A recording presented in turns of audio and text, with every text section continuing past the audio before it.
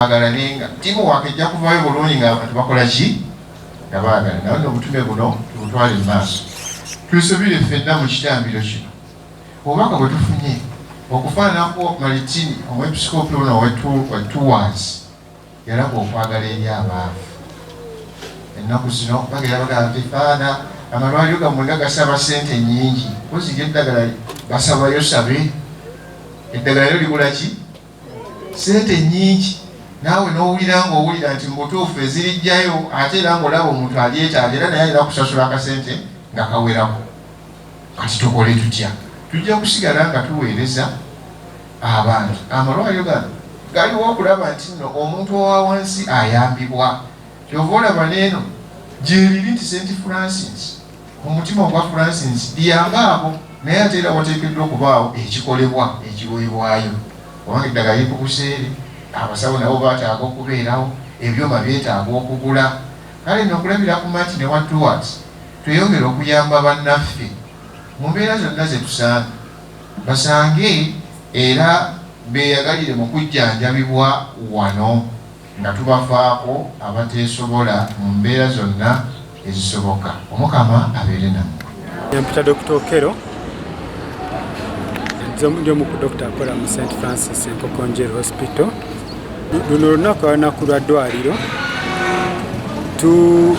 tuba tuyita abalwadde bonna ne bajja ku ddwaliro ne tusobola okuwayaamu okulaba engeri gye tuyinza okuimprovinga services mu ddwaliro. Olwaleero eddwaliro balikola emyaka 96 bukya Mother Kevin alitandika nga ligaba obujjanjabi mu bitundu byonna mu departments zonna. Tulina abajjanjaba nga bava ewaka, inpatient, lina x-rays, scan, lina theatre, nga lina ne badokita abakola ku bujjanjabi obwo.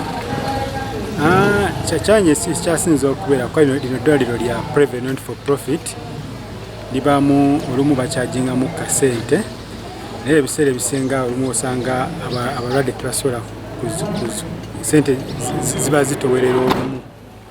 Yes, eddwaliro ligezaako nnyo okusala ebisale naye olumu bwe buzibasinga okufuna obwo. So nosanga nga bagenda mu bujjanjabi obulala omu ne bajja nga obulwadde bukuze obuzibu bukyasinze ennyo eno.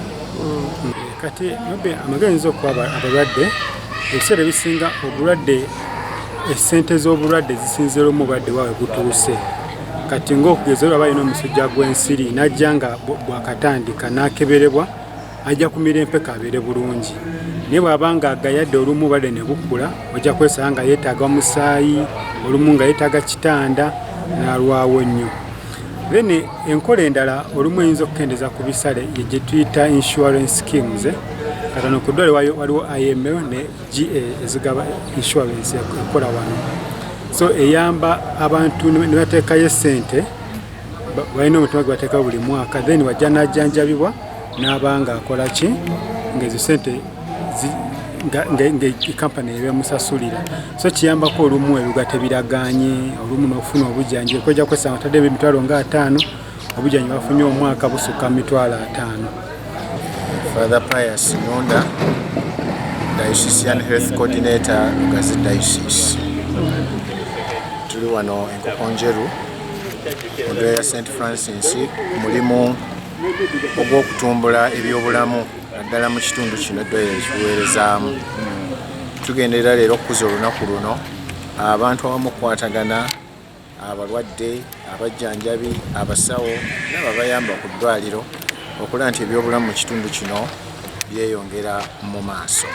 Abantu empeera ey'ebyenfuna mu ggwanga ekosa ebyobulamu kubanga abantu bateekeddwa okutuuka ku malwaliro, abantu bateekeddwa okufuna obujjanjabi ku malwaliro. Olwaba nga ebyensimbi oba ebyenfuna biri wansi kibabeerera kizibu okutuuka ku ddwaliro ku malwaliro ate kibabeerera kizibu okugula oba okusasulira.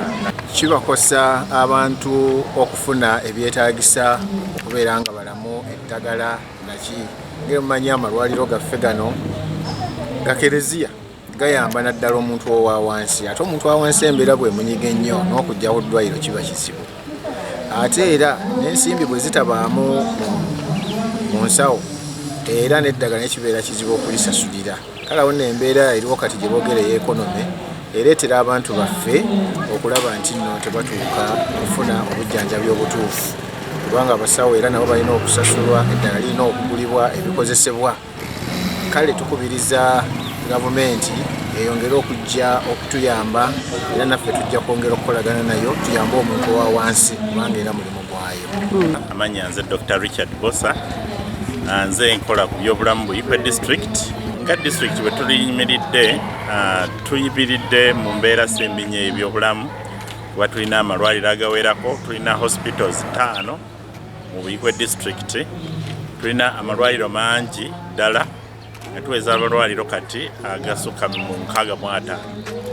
Kati kyetusaba abantu baffe bwe kuba nti bajjumbira okugenda buli lwabafunye obulwadde, mpozi ne bubanga tofunye bulwadde oyinza okugenda ne bakeberako okulaba embeera gy'oyimiriddemu.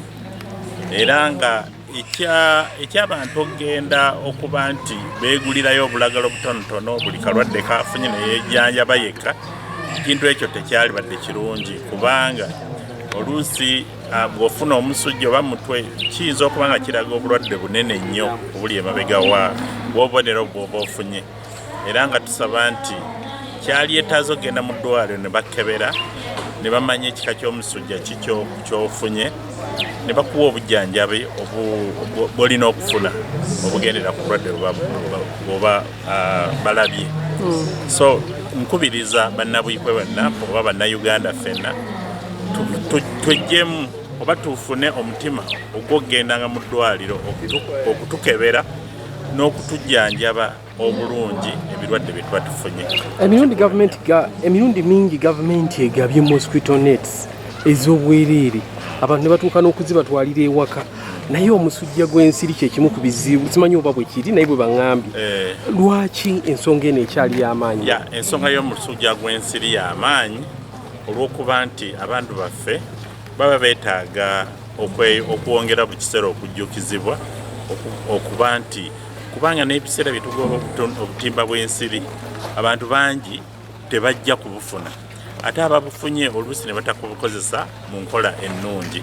Kyalibadde nti obutimba bw'ensiri bino butuyamba nnyo ku bulwadde obusinga otutaanya obw'omusujja gw'ensiri, naye ng'ekizibu nti abantu ayinza okufuna akatimba naye okukasulamu nakyo kintu kirala. So tulina omuntu okumukubiriza okufuna akatimba kano ate akasulenga mu buli lunaku okuba nti akatimba kano kajja muyamba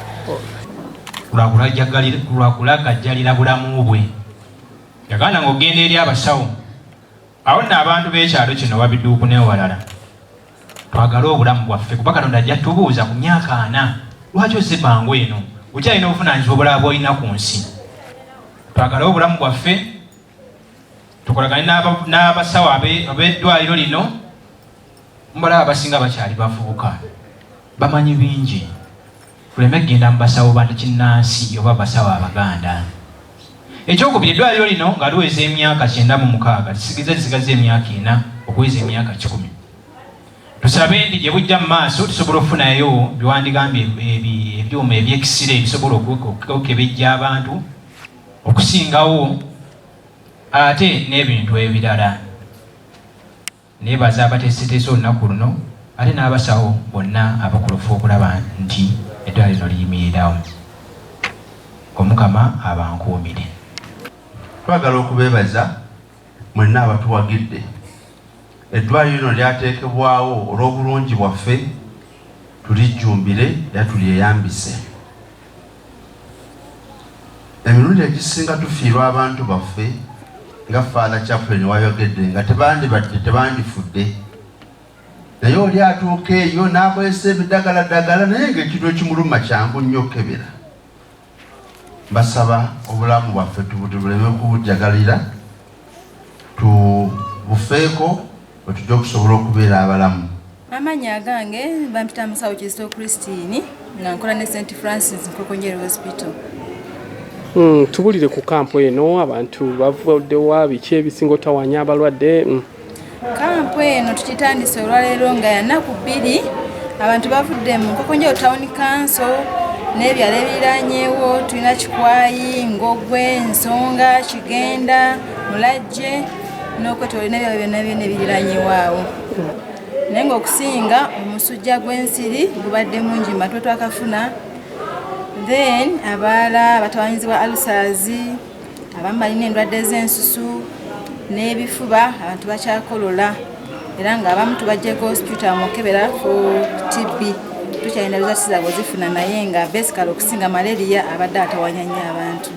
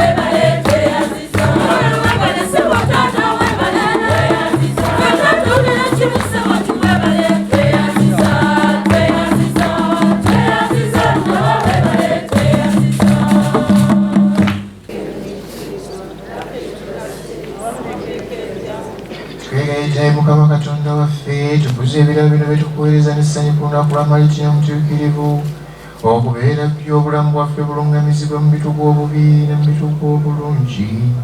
Kino tukisabanga lita mu Kristo Mukama waffe.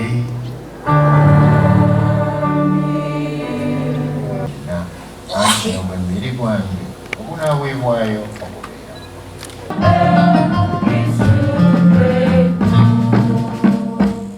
basabe muyimirire ekyamagero ekyokukkiriza.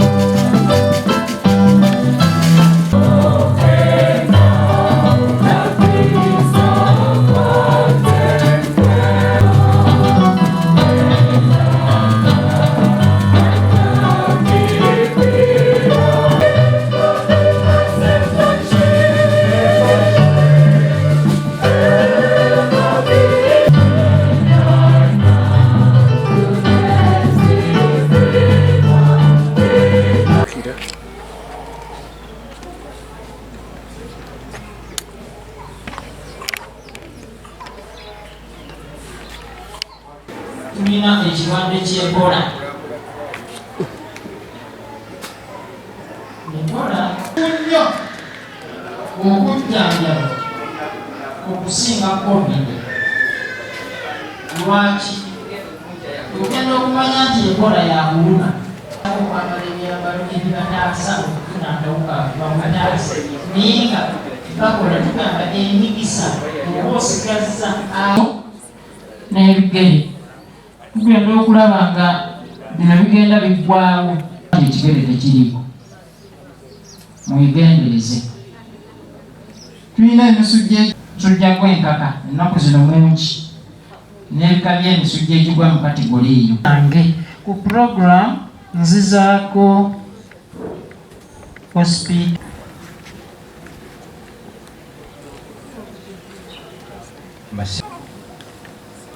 nzigenda waliwo omusajja omwe yafa parish priest father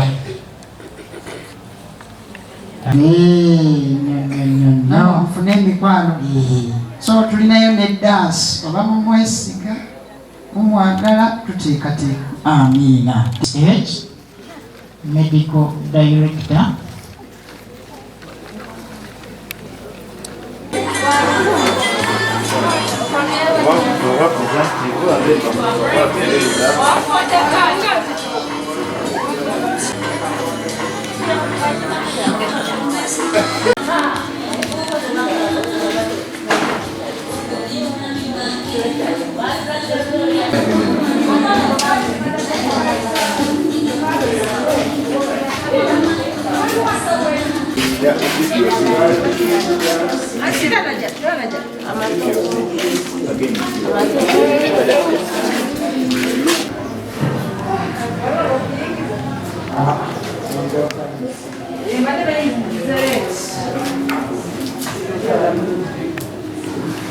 Kale, tekera makoti ini chajimu ya zetu.